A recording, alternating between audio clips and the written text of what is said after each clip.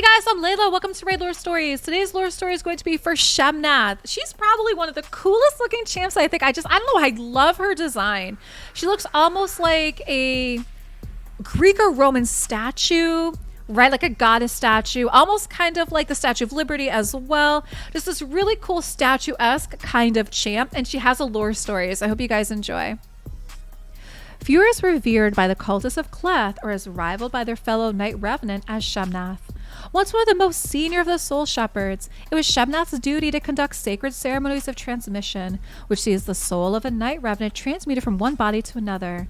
As the sorcerers responsible for their knight's immortality, the Soul Shepherds have always been an integral part of the cult of Cleth, and Shemnath's high standing reflected her role. All of that came to an end during one of Shemnath's own transmissions. A new acolyte had joined the cult, a learned young woman named Mathilde. The usual promises had been made to her, and she had chosen to surrender her body freely for the use of one of the Knight Revenants. In exchange, her spirit essence would be stored in a soul gem, and, as a reward for her sacrifice, Shemnath promised that it would be one of the first to be transmuted to a new body when one became available. The truth was that almost no cultists received the blessing of transmission, as there were far too few suitable bodies to go around. Mathilde's story would therefore likely have ended like that of thousands of other poor, misguided hopefuls, trapped in the soul gem, callously buried beneath the earth or dropped into the sea. What Shemnath had not known, however, and what she did not discover until too late, was that Mathilde was more than she seemed. A talented sorceress in her own right, she had doubts about the sincerity of the Knights Revenant and their promises of immortality.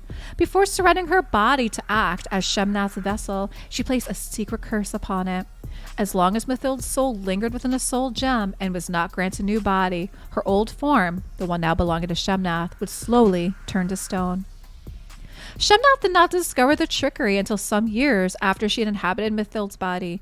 The easiest resolution would have been to destroy Mathilde's soul gem, but, like many Knight Revenants, Shemnath had discarded it once the ritual was completed and could not find it. She bent all of her substantial sorceress talents to ending the curse and curing her new form of its stony disfigurement, but found she could only slow the process, not halt it. She decided that the gem had to be relocated or, even better, completely destroyed, wiping out Mathilde's essence.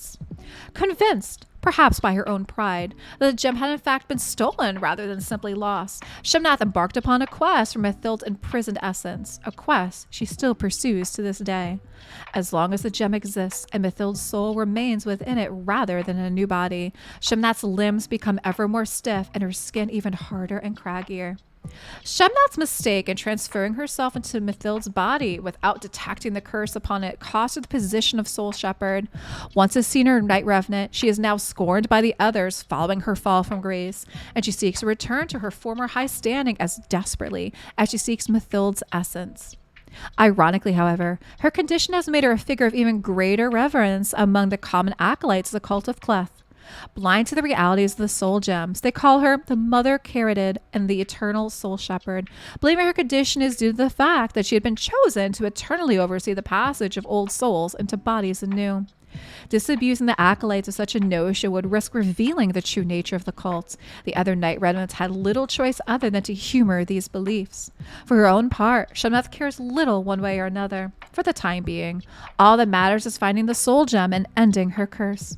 Shemnath's quest often sees her locked in mortal combat. In such a state, her supposed curse becomes more of a blessing. Swords and axes break and shatter against her stony form, while she breaks apart shield and armor alike with her soul shepherd staff, or uses it to call down necromantic destruction on those standing in her way. Her determination is unyielding as her graven form, and when she finally destroys Mathilde and brings the curse to an end, as she surely will, she has every intention of reclaiming her former role within the cult of Cleth. On that day, there will be a reckoning with all Knight Revenant who have refused to stand by her over the years, a reckoning that many will not survive. Okay, I gotta say, I do like this story for Shemnath. I like how they explain her appearance. I like how they explain that she's basically a statue, and it makes sense, right, that it's this curse that's turning her into stone. So I like that they really kind of thought that out and added it into a way that makes sense. Drop me some comments down below, guys, on what you think for the lore story for Shemnath, and thank you